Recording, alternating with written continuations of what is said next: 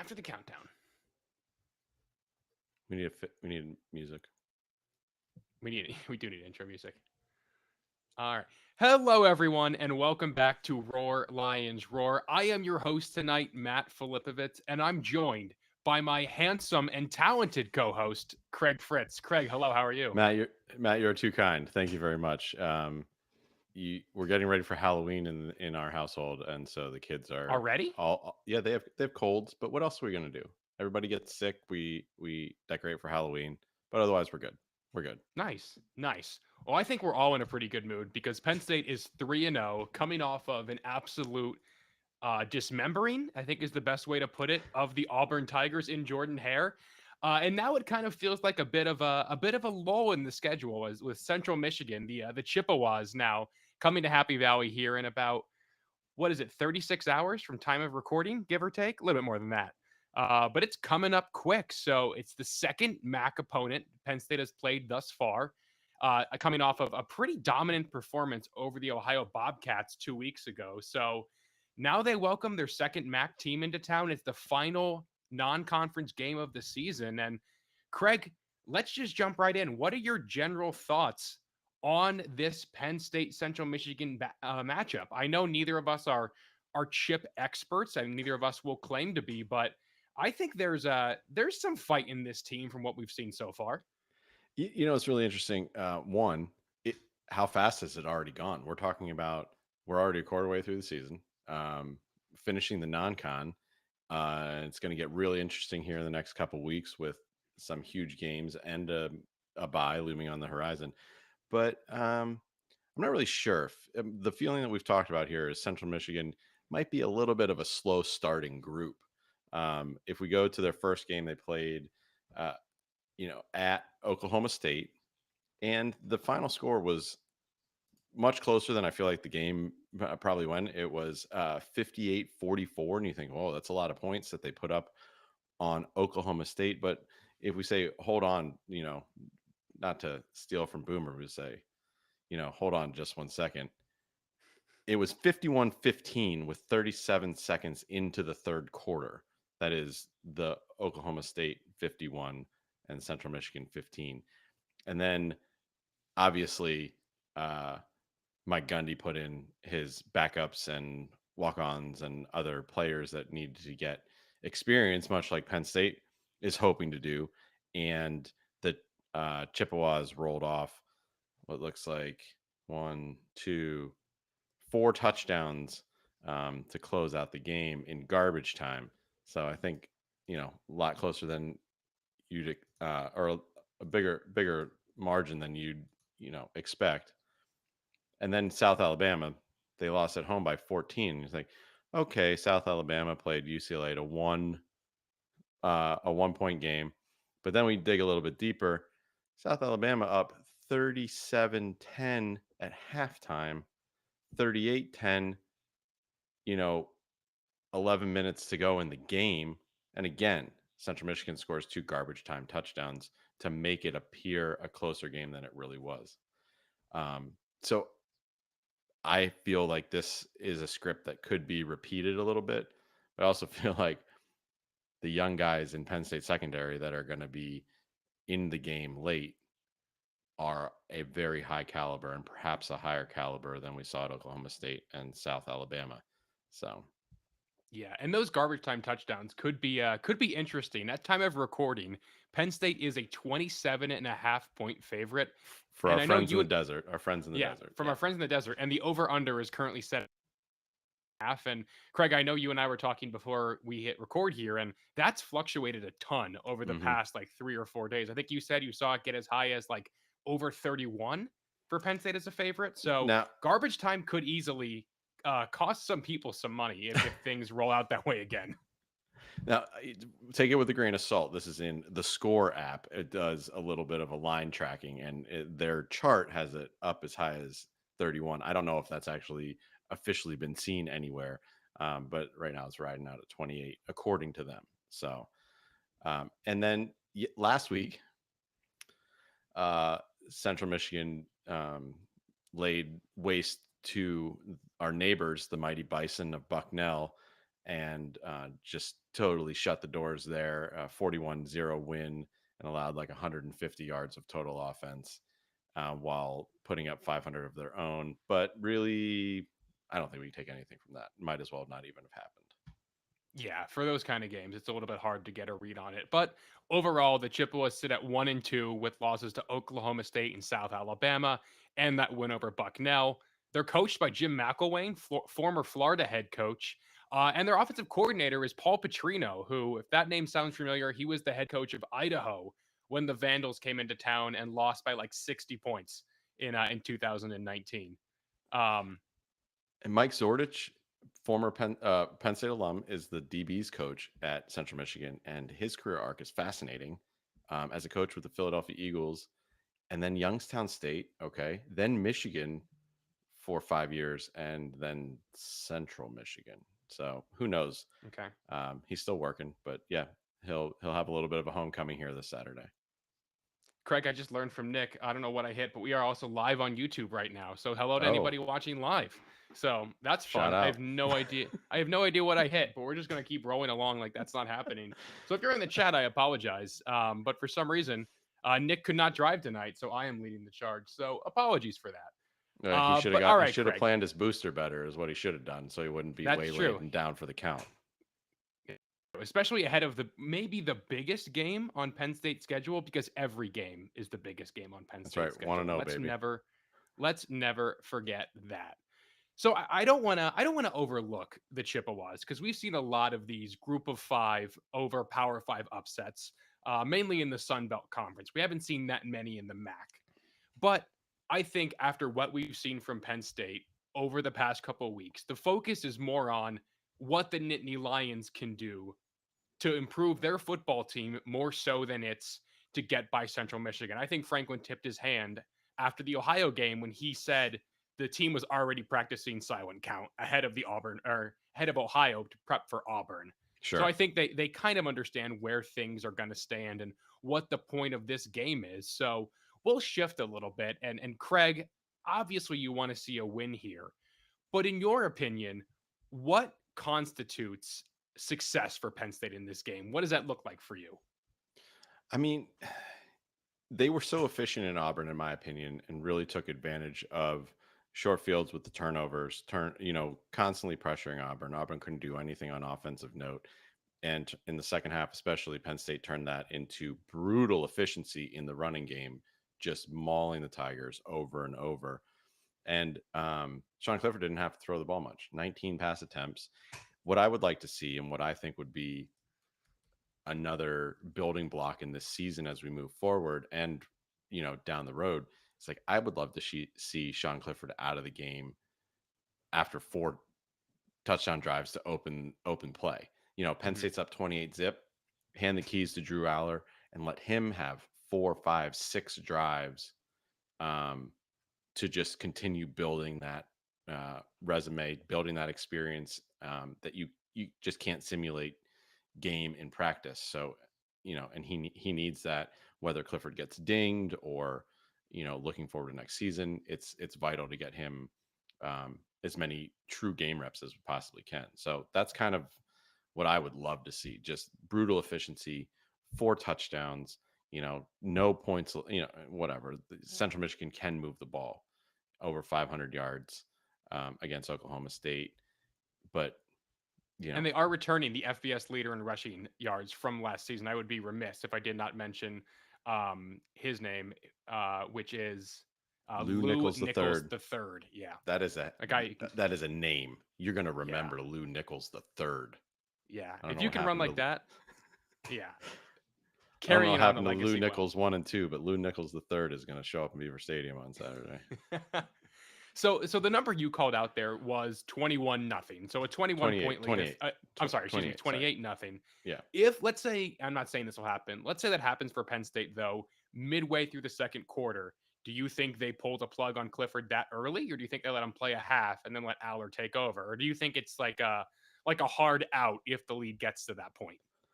I think I was actually surprised at how early Aller came in the game against Ohio because I want to Mhm. say it was like 24 6 or something like that. It was after Um, halftime, though. It was in the it third was quarter. after halftime, yes. Mhm. And, Penn State wasn't firing on all cylinders offensively in the first half. Um, I really think if Clifford puts up 4 touchdowns, there's nothing else for him to prove. There are a Mhm. ton of guys on this team that are becoming major contributors Mhm. in the underclasses in the freshman and sophomore class. And I think that it is imperative to get them as many game reps as possible. Like, I don't need to see Mitchell Tinsley getting reps. I don't need to see Clifford getting reps. I think that it's time to really get some seasoning on the younger guys. And if it's 28-0 at the end of the first quarter, I don't care. Put them in. It's not like they're going to come back and threaten Penn State. And if somehow that happened, Clifford could go back. I mean, it's like an unbelievable scenario to me Mhm. that would occur. Right. Yeah, I would tend to agree. And in terms of what constitutes success in this game for me, I think it's got to be, how do I want to word this? I'm not really looking for them to dominate a MAC team because we've already seen them dominate an SEC team. Like, I don't think you're really going to learn anything new about this team if they beat Central Michigan 41-12. Like, I don't think we can get anything there. And I'll echo your point, and I'll kind of shift it over to the defensive side of the ball. I want to see young playmakers make big plays. We saw Abdul Carter have a big breakout Huge against game. Auburn. Oh my Oh gosh. my God, that guy is going to be a star if he's not already considered one. But I want to see a Kalen King make a big play. I want to see Denai Dennis Sutton make a big play. I want to see those young guys continue to get those reps. And it kind of feels like my opinion of how they build their depth chart is changing because these young guys have gotten reps in every single game. So asking to see a lot of them doesn't really feel like, a big request at this point. Right. So now that experience is translating into on-field results. So I want to see, again, deny Dennis Sutton. I want to see Keon Wiley if he gets in. KJ Winston's a guy the staff seems really high on. Love And him. then, Yeah. flipping over to the offensive side of the ball, I want to see if oh my God, what's the Caden Saunders? Oh Caden my God, I'm Saunders. Yep. sorry, Caden. Yeah, I was thinking, I was almost said Tyler Saunders. I almost combined two of their names, but I want to see Caden Saunders. I want to see Liam Clifford. I want to see more Harrison Wallace. Like, I want to see these young guys not only now get on the field, but make plays and make these moments that are going to make me think we have a more complete team because let's face it, Central Michigan's not that big of a challenge. Northwestern lost at home to the Southern Illinois Salukis. And listen, Salukis. I'm a Saluki fan as much as the next guy, but that doesn't really strike fear into me. So you have essentially, it's October 22nd at time of recording. You have 3 weeks to prep September for Michigan. 22nd. But yeah, I'm sorry, excuse me. What did I say? October? October. September Uh, 22nd. Close. We have 3 weeks essentially to prep for Michigan. So get the whole team ready, find out who can play, make that travel roster as complete as possible with as many guys as you can who can make a really big impact. And I'm going to call Nick a producer kind of right now because I'm going to go back on the rule I said where I will not acknowledge the chat because I forgot I set this to live. And Nick has said we have something from Dan W. And Craig, I'll let you handle this.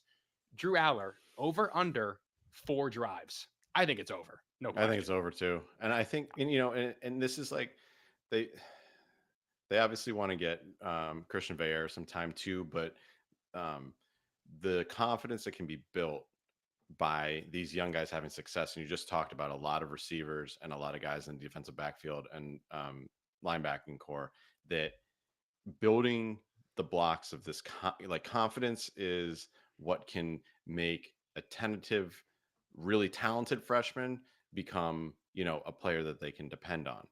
And so I'm over. I think it's over. I hope it's over. And our optimism runneth over. But I'm saying more than 4 drives for Aller would be uh, excellent. I'd lean closer to 8 than I would to 4. Woo! I think Man, if we I get think 12 drives in a game, that's pretty good. I could see a lot of Drew Aller in this one. And then Matthew D has said he wants to see some Bo Pribula. I don't think that's realistic. Just because I think they're pretty set on redshirting him. Yeah, Because the quarterback room could easily look a lot different next year. Cliff's correct. gone. Who knows what happens with Veilleux? So you want to make sure you have Pribula with that year of eligibility maintained.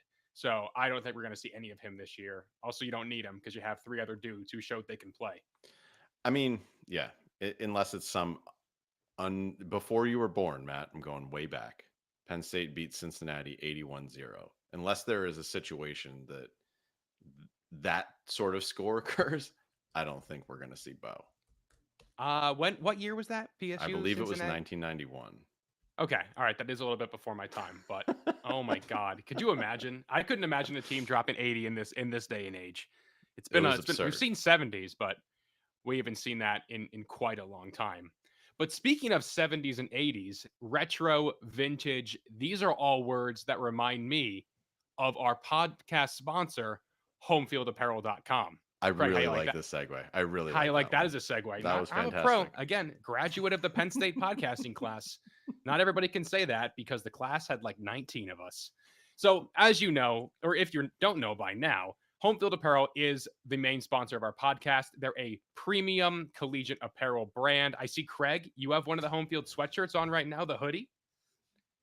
Nice. So Love it. soft. An old school PSU logo that I actually remember having like an OG one of those sweatshirts that I'm sure I got from like my dad or something. I remember that logo, but they are some of the softest shirts and sweatshirts I think Craig and I own. I wore my Take Me to Happy Valley crew neck around the house today because it was like 55 here for most of the day. It was Ooh. perfect. It's perfect crew neck weather.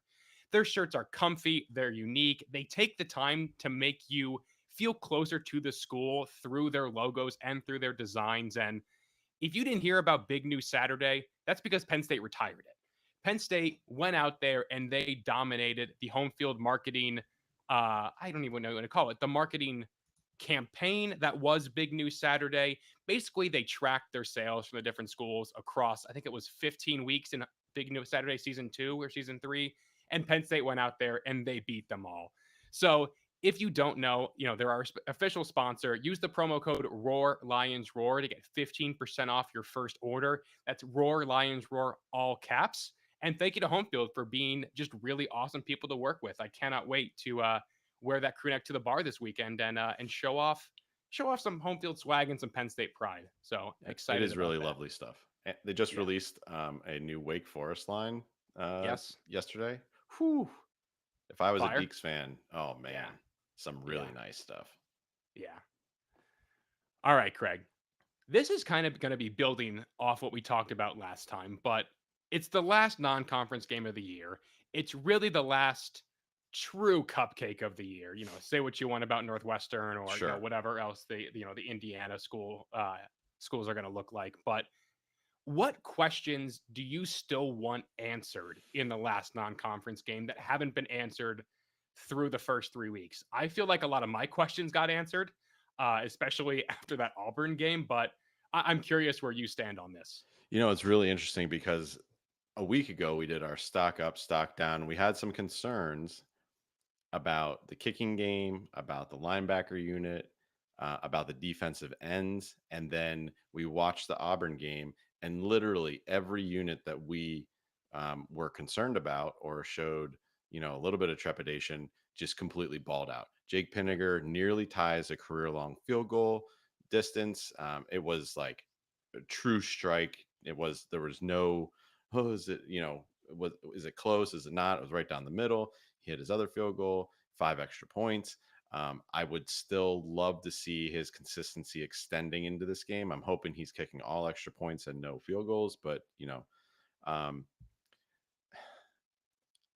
is the kickoff specialist a question? Is Sahadic or Wosu? Does it matter to you? Do you care which guy is handling it? Have you seen more consistency from one or the other? Like, do you have is that something that you want to see ironed out before we get in? I'm looking for these like small things. So start with that. One thing I want to make sure I call it with Pinniger is the 49-yard kick was extra impressive to me because I believe the number was 42 and in is pin, 43 and out is stout. Oh, is that what it was? I think it was the rule of thumb going back to those days. So to watch Pinniger extend beyond the range that he had, before he ended up losing that starting job, and to pretty much nail it, like right down the gut. And Yeah. that wasn't really at a point of the game where things were out of hand. No. They were trending that way, Right. but I think that kick was a pretty big moment for Pinnaker. So Definitely. again, it's one kick in a not out of it yet stadium, but sleepy stadium. But that was definitely a step in the right direction. And then for kickoffs, I mean, they're not getting touchbacks anymore, and that's a bit stressful. But the coverage has been Outstanding. outstanding. Dom Yes. DeLuca is an absolute It's maniac in Dap kick Dom. coverage. I know you and I have talked about this maybe more than we've talked about anything else regarding this Penn State team has been Dom DeLuca on kickoffs, which is pretty unique for you and me to talk about something so minute. But I'm not really sure what the goal they're trying to do is. It feels like they're not trying to do touchbacks anymore. And if your coverage is like that, and you're pinning teams back inside their 20 as opposed to inside their 25, you're putting guys at risk. But it kind of feels like a net gain in the end to me. Oh, for sure. I mean, how demoralizing is it to start a drive on the 17 instead of the 25? You're already 12 yards behind the chain if you just fair caught the ball. Yeah. Um, okay, so another question that I would love to see answered, right? Um, so far this year, and we have again no inside information about what's going on with these two guys, but Keziah Izzard and Smith Yep. Vilbert have yet to play on the defensive line. Both were, well, especially Izzard was a huge contributor, a starter at defensive tackle when PJ got hurt in the Iowa game last year and started the rest of the season. He has yet to play this year. Smith Vilbert splashed in the bowl game. He has yet to play this year. Um, I would, I would love to, at some point, something's got to give. Right. And they're a very important depth and talent players for the long term, for the goals that this team has long term, and they're going to need Mhm. them in the meat of the Big Ten schedule. So it would be great to figure out what's going on with those guys. I know. I think it was after Game 4 of 2021 that we found out Hakeem Beamon was going to be unavailable through the remainder of the season. Because Yeah, Franklin will say if somebody's unavailable for the for remainder of the the for the season. year, right? Yeah, he will come out and say that, and he hasn't said that yet. And Izzard and Vilbert have been at practice, so I think it's something to do with they just have to, I guess, kind of take their lumps, take their medicine, whatever you want to call it, in this context. So I don't know if I can declare them, a non-factor if they don't play this week. But considering that would align with the Beeman timeline for when he got ruled out, I would get a little bit concerned that they're trending that way if we don't see Sure. him out there this weekend. But actually, I want to pick your brain on that really quick. Okay. Could it end up, assuming Izzard and Vilbert are eligible and do come back to play, will it end up being a net positive that guys like Amin Vanover, guys like Zane Durant, Jordan Vandenberg got more reps while Izzard and Vilbert were unavailable? Like, could it end up being a gain in the end, even though you missed two key pieces early on? Yeah, I mean, especially in hindsight, when you didn't really need them at Auburn, which is the place that you thought maybe. And obviously, Purdue was a very tight game. You Yep. won in the last minute, and who knows what sort of impact they could have had there because the defensive line really struggled to get its footing. But you know, hat off to Jordan Vanderberg, who was credited with a sack and a stat correction following the Auburn game. So good for Hmm. him. But it is, these are vital reps for the health of your program. You never want to see a guy like PJ, or you never want to see a guy like Isaac go down. But having, quality players behind is something that eases that burden when you lose a stud. So yeah, Yeah. a blessing is a disguise is a weird turn of phrase but it will end up benefiting the team to get more guys experience at those positions for sure.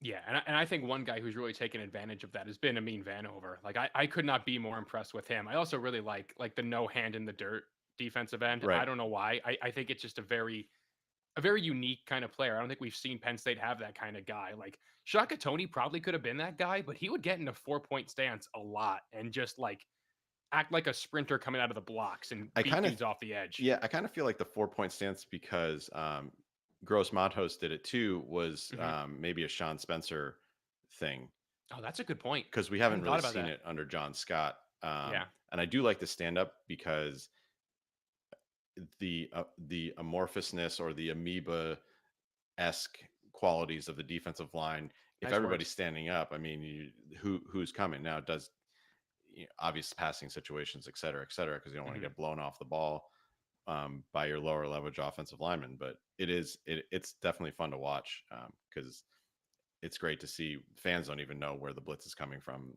so far this year. And especially because they drop defensive ends a good bit. Like Hmm. Adisa's been back in coverage on more than a handful of plays so far, and I'm curious to see if one of them can if they can get their hands on it because I think the last defensive lineman to get a pick dropping like that would have been Anthony Zettle's pick six of JT Barrett in 14. We'd have to go back and look. I think that's it. I know Carl Nassib did that, Yep. and Oh yeah, that was probably more recently. I don't know if he had a pick, but Okay. I wouldn't say it was a staple. It's definitely a feature of Brent Pry's defense as well to have the end fade into the flat, and they'd rush someone else and just really trying to throw the quarterback off. But yeah, that would be a fun stat look up just to see who it was. Yeah, yeah. I wonder what that is. In terms of what I want to see to still have, my last little amount of questions. That's not the right term and phrase, but you know what I mean. My last few questions answered is I don't think they figured out the perfect combination of 11 guys on offense or defense yet.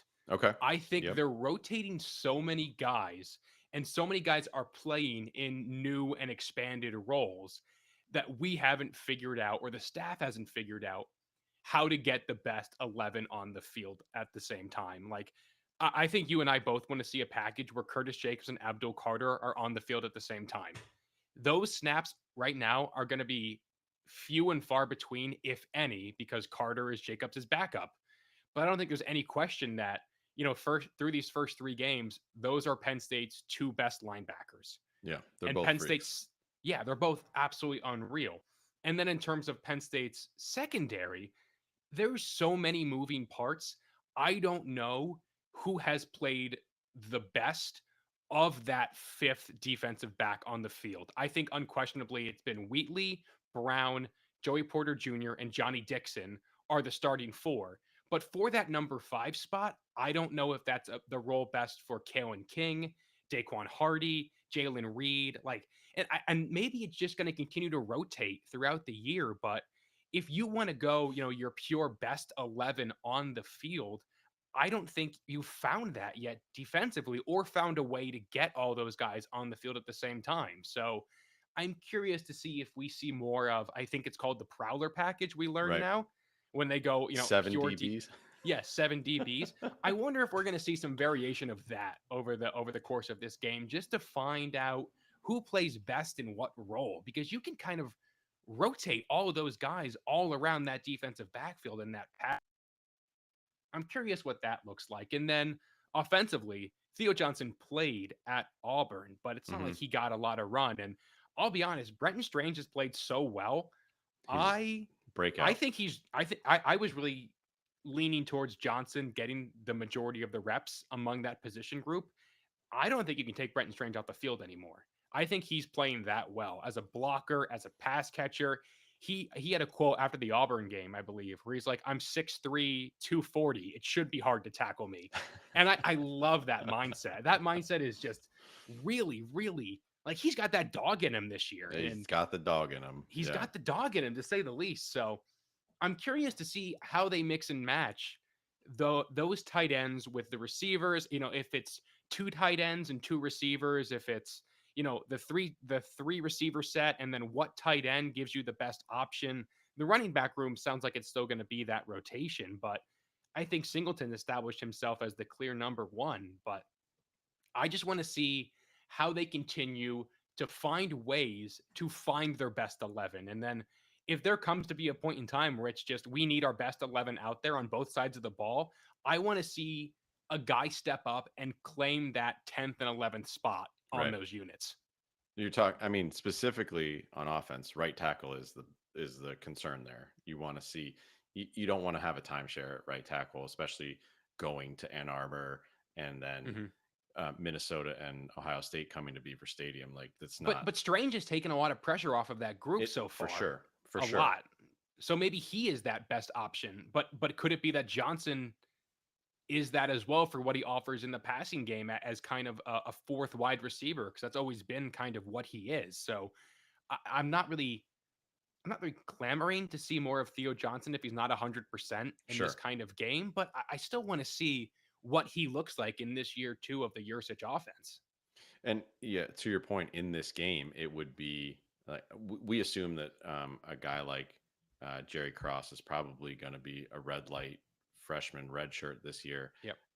So how quickly do they go to Johnson and Khalil Dinkins in the two tight end package and just Hmm. give Strange and Elston a blow? Because again, what is there to gain other than the possibility of them getting hurt in a Hmm. game against Central Michigan? I wonder if they'll do the Tyler Warren package just to put that on Tyler tape Warren. Oh again. my gosh, I'm sorry. Yeah. I No, you're Tyler good. Elston is the linebacker who. I do wonder if they'll do the Warren package again just to give them more, you know, give other teams more to prep for on tape. Like that throwback pass that Keandre Lambert Smith It's had nice. last week. I never knew that was in Yurcich's bag of tricks. Like I knew he had a lot in there, but I've never seen them do anything like that. It also shows that a mobile Clifford is the best kind of Sean Oh Clifford. man, So I wanted him to score so bad. I feel like the O line was like hunting people to block, and then they missed just this little safety that snuck through and tripped Clifford up. And yeah, it looked like they had a wall set to the end zone, and he was going to score easy. But that was a beauty. It felt like a modified version of the Dotson to Warren pass from the hmm Auburn game last year. It really did. That was a cool little wrinkle. So, and I think kind of this is actually a pretty good segue. Warren was kind of the unexpected breakout candidate of that Auburn game back in 2021. And let's be honest, it's more likely we're going to have an unexpected breakout candidate of a Penn State Central Michigan game than we are of a Penn State Auburn game. So, give me a couple guys you think that maybe we're not talking about enough who could have, not even a breakout game, but like a big moment that makes you say like, okay, that could be something to build upon for the future. there, I have three guys in mind. We've talked about one of them already on defense. KJ Winston, who I think is going to be an absolute stud at safety. Yep. Cam Miller has played in at least two, if not three games so far. And I think, who is your best 11? There may be like they may be trending towards a situation where they have, six corners that they don't, it Hmm. doesn't matter the situation that they're ready to roll them out. Maybe. Like, obviously, I think you want to have Joey Porter Jr. on the field, and then Johnny Dixon, Kalen King have been you know, the opposite of that. But okay, Cam Miller is a guy I could see interception, sack, that type of play. And then Kobe King, to be honest, like Okay. um, getting a little bit more run at Auburn. And I think as he's continuing to get up to speed, I think that he's going to be leaned on as the season progresses in the middle. So I would love to see a splash play from Kobe King to say, kind of like really ratchet up that competition with Tyler Elston in the middle. For me, I'm going to go with Trey Wallace. I think Trey Wallace has been just the odd man out so far in this receiver room. I think we've seen big plays from a lot of different guys already. Amari Evans had that touchdown. The three starters have all made their plays, and Trey Wallace is probably the fourth highest snap guy through the Right. first three games. Think that's fair to say? I would think Yeah. so. Yeah. And we really haven't seen him go out there and make that big play yet. And I know Stubblefield and Franklin have said they want a true two deep along that group. So I'd be curious to see what that would look like if Wallace goes out there and makes that big play, because I think Evans is really pushing him. He's a guy who, is a converted high school quarterback who came in early for the spring and proved that he could go out there against Purdue in week one of his true freshman season. So Yeah. there's clearly a lot to work with there. So if Wallace wants that job, I think this is the game where he has to make that kind of splash play. That's a And great in a pick. similar vein, I think Liam Clifford's a guy that, Okay. I'll be honest, it would be cool to see Sean throw a touchdown to Liam. Like Clifford has said Absolutely. that's a big thing he wanted to come back and attempt to do. And that would be really cool. Just, full disclosure, I think that would be one of the most heartwarming moments of the Clifford era. And considering what he's been through, I think that would be a really cool way to cap off the non-conference in just a really unique and fun way. I mean, that's the kind of awesome stuff that happens in college football, and I'm Mhm. absolutely here for it. And then one last guy before I forget, Drew Shelton. Okay. I know he's repping at left tackle. Drew Shelton seems like the kind of guy who is going to be ready to start in his second year on campus. And I don't think Olu is going to go pro after one season as a starter. I just don't think that's in the cards. So is it worth seeing if Shelton can give you a little bit of a push at right tackle? I think yes. And I don't know how much he's practiced there. I'm not at practice anymore. And I know even when I was there, the offensive line has always been pretty tucked away and secretive at open media practices. But I'd like to see if he can, raise that floor a little bit. And if he's able to do that, I don't know if he's the guy you go to ahead of this Michigan, Minnesota, Ohio State stretch. But if he can give you, 2 series a game in that realm, that's a pretty good true freshman season for an offensive lineman. Heck yeah, definitely. Yeah. So I'd be curious about that. All right, Craig. Score prediction time. Oh man. As we've already said, Penn State is a pretty hefty favorite, 27.5, depending on your book of choice, and 62.5 over under. Craig, what do you got? Man, I have just been thinking about a win, so this is kind of hard to put a specific number on. It feels harder than any other game so far. Right? Because if they I do. score less than 40, doesn't it feel like a disappointment? Because you just went to Oh, Jordan Hare absolutely. and dropped that many. Yeah. No. Um, I don't know. I think they're going to push 50. I'm like, if it's all touchdowns, if we go tutty crazy in here, you could easily push that. I'm thinking like something like 46-16 Okay. ish. Okay. Yeah, we'll go All with right. that. I like where your head's at. I'm gonna go. I'm gonna go a little bit bigger. Okay. I'm gonna say Penn State 63. I think Oh, they're gonna put up, yes. and I think the defense gets a score. I think the I love defense. it. I think last week was a turning point for that Manny Diaz defense. Oh, it was so fun So to watch. Holy cow. give me Penn State 63, Central Michigan 10. And again, I don't know what kind of statement that makes because you kind of made your biggest statement of the season last week, but I think we're going to see a lot of Drew Aller. I think we're going to see a lot of Christian Veillere. And I think we're going to see a lot of backups get some really good run again, considering they've got past 2 games already. I love it. Let's All say right. let's just maybe Aller throw for 4 touchdowns, and then we can really ratchet up the Clifford Aller conundrum. Rob Parker in the live chat has our 4 drives, 4 touchdowns. I don't know if that's throwing or if he just leads him on 4 touchdown drives or if he runs it in himself. Either way, I would be more than happy with that. Leading rusher, Drew Aller. Leading passer, Drew Aller. Leading receiver, Drew Aller. You remember when Keenan Reynolds at Navy was doing that on like a weekly Yes. basis? He was Yeah. leading them in everything. Gosh, he was so Oh, fun to watch. yikes.